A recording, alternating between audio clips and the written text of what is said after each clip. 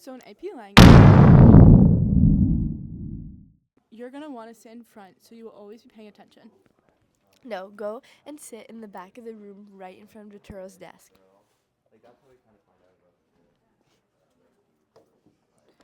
Now grab Frankenstein, Pride and Prejudice, 1984, Macbeth, and tell Laturo you're ready to get reading.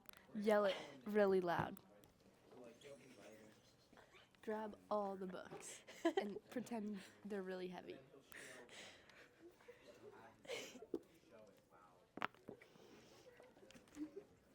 Bruh.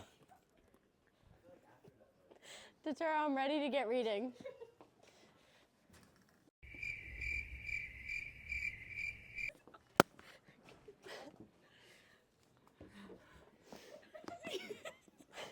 Okay, now sit down, put the books on the floor, and then open your Chromebook and pretend to start writing an essay. Like, just pretend to start writing, okay? Because we have lots of in-class essays. Now you're going to want to open ChatGPT and ask a thesis on it about Pride and Prejudice. An essay on it. Why do you talk like that? Like, now you're gonna Margaret, this is on camera. Yeah, I know, but how else would I? Like, okay, like it's like Impractical Joker. It's not like instructions. Like you have to act. You're not acting. You're like Okay, I'm reading not a acting. professional script. Okay, now ask the Turo if the thesis is good. And keep ChatGPT open. Totoro, is this a good thesis for an essay? It's a little pedantic. Bruh. All right, everyone, let's get out our textbooks.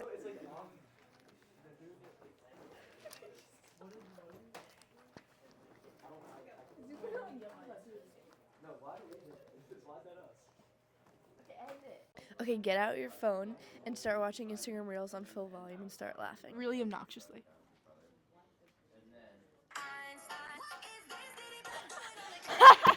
Oh my god!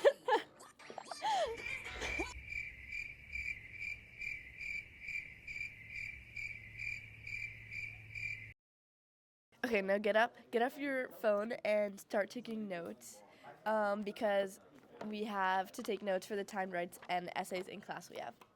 So, Okay, and then, instead of taking notes, start drawing a portrait of Totoro really big in your notebook and start showing people around you and laugh.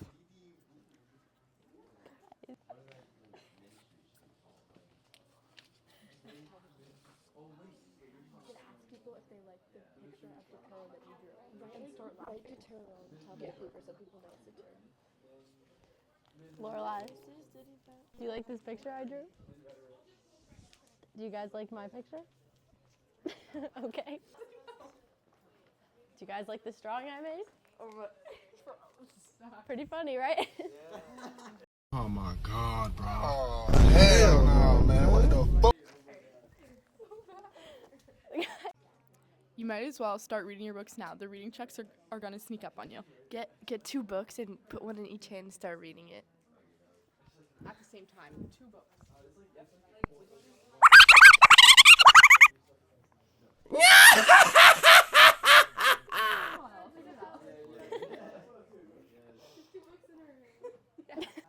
I've got a test for Tonka Jahari. My name's Taka Chahari, and I would never take AP Lane. I mean, I'll take the test, though. Hey, look, Ma, I made it.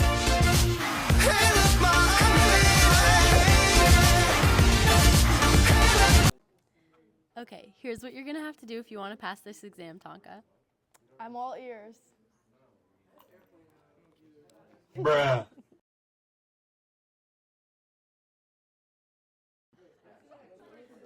First, you have 45 multiple choice questions based on 5 different nonfiction passages.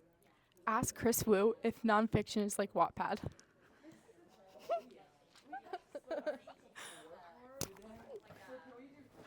Wait, Chris, what's nonfiction? Is that like Wattpad?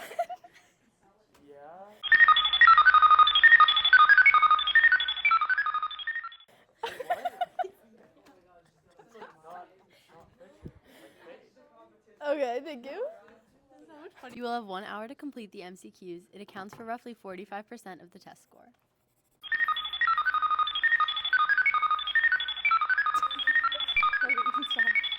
write essays. Yes, you will have 3 essays you need to write: synthesis, rhetorical analysis, and argument. Get up and ask someone if synthesis is a sport. Tessa, is synthesis a sport? Like, what's synthesis? Yeah, is that like a type of sport?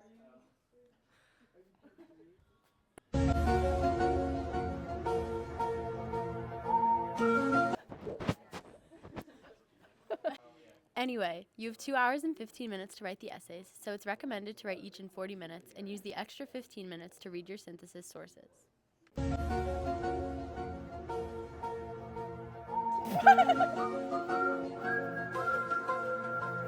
So when the timer goes off on the test, like, is something gonna happen? Like what happens when the timer stops? Actively worried. Like on the test? No, like on the test. Like what's gonna happen? Wait, what? Oh no. Okay, now when the test proctor says the test is over, start jumping really obnoxiously. Okay, the test is over. I can take your test.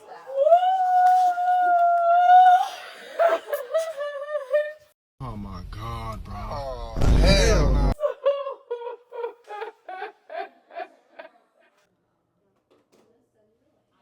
I'm really stressed about this. Time's right. I'm just gonna use chat. No, don't use ChatGPT. Instead, here are some tips on how to write a good essay in stressful situations. First, make sure to have a defensible claim. The claim is the foundation of your essay and is what you base the rest of your writing on. Got it. Defensible claim. Who are you talking to? No one. I was just saying, I think you should come up with the claim on your own so that you can back up with evidence later on. No, it's definitely just easier to start writing the essay and put everything into a paragraph. Bruh. Do not do that. Everyone knows the best way to write an essay in AP Lang is to plan ahead of time and organize the information into multiple paragraphs. In the body paragraphs, you put your topic sentence, evidence, and reasoning to explain your thinking. Just to make it easy, I just put a bunch of quotes, like just randomly in my essay, without like doing any citing. I don't think it really matters, right? Beats me. No, that's not smart at all. After putting in a quote, you need to mention the source that you got it from in order to correctly cite it. So how do I even put the quotes in the middle of a sentence without it sounding weird? I don't know.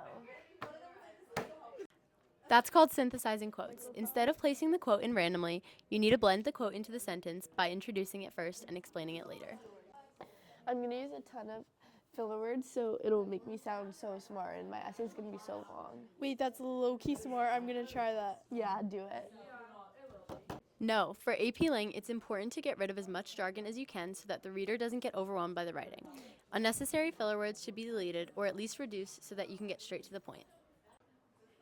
Okay, sounds good, but how am I supposed to like support my evidence after the quote?